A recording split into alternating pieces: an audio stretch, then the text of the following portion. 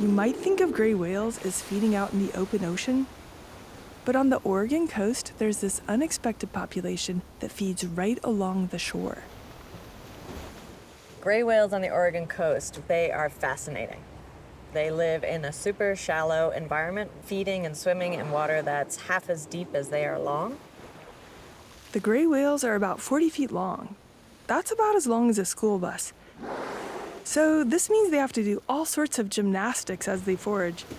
They swim upside down and do rolls, and they're often doing headstands where they're literally head down, fluke up, and trying to hold position and feed on what they can. No one knew why these particular gray whales stuck around to feed on the coast of Oregon, while most other gray whales migrated north to Alaska for the summer. So 10 years ago, Lee Torres and her team set out to find out why.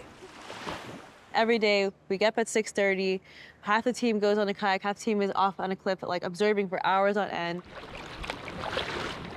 The kayak team collects data at 12 different sites spread across the wide bay at Port Orford, including 6 at Mill Rocks and 6 in Titchener Cove, often in rough waters. And here's me hanging on to the kelp to keep us in place at this station because it's a little bit choppy, one might say. So the kelp is our friend here. When they reach the site, they lower a number of instruments to collect a range of data, including water temp, clarity, and dissolved oxygen. Okay, we are at station MR18. Second depth was 4.5 meters. Time of day is 8:10, 47, 48, 49, 50. Dropping.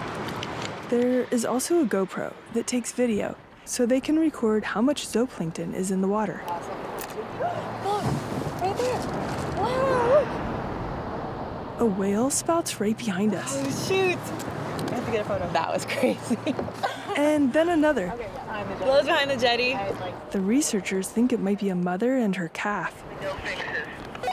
Another blow. Gray whales, like other baleen whales, they eat tiny animals called zooplankton. I'm gonna let it drift naturally. So to get a sample of that, Celeste does the final piece of their data collection, and she drops in this small plankton net. And we pull up really fast because we want to capture as much prey as possible in the water column. These are all the little ones that we just pulled up. They're all swimming up in there. For the kayak team, whale blows are a bonus.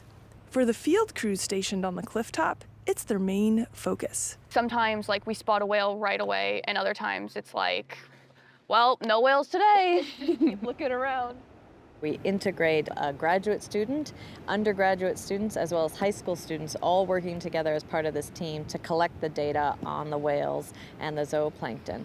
This involves a lot of, is it a wave or is it a whale? They use a device called a theodolite to precisely map whale spouts from the cliff. And then inside here, there's a crosshair, and we try to put the whale blow, or where it just was exactly in there, and then it'll give us coordinates on the screen. Doing this day after day, year after year, shows where the whales are traveling and foraging. I'm downloading the data from the RBR that we got out on the water. So then we end up getting this big data sheet with the readings from every half second. Back at the lab, the researchers start processing the data. This is the GoPro descending through the water column. 9:15. They log the zooplankton visible in the footage and compare that to the zooplankton collected in the net. The first time I pulled up a sample myself, it was absolutely full of zooplankton. And pretty much since then, I was really excited about learning to identify them. This species of zooplankton, I have to look at their tail to identify them. It's common for us to have different species in a sample.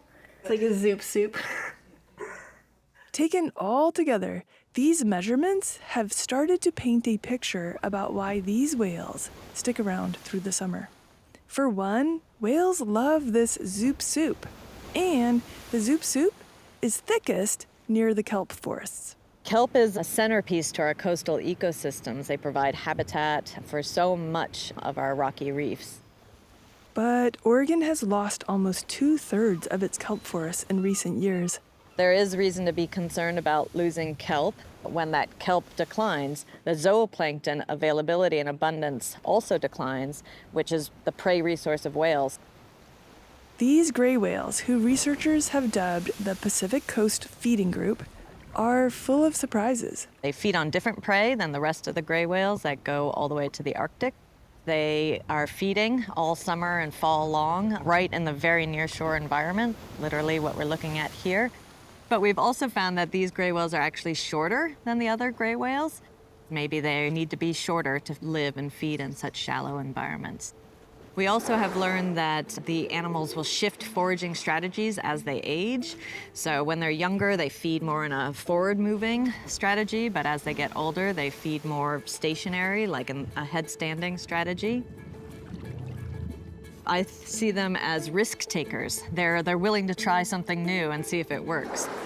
And I think that really will help them out as we move forward into climate change, where so much is changing and animals need to adapt to survive.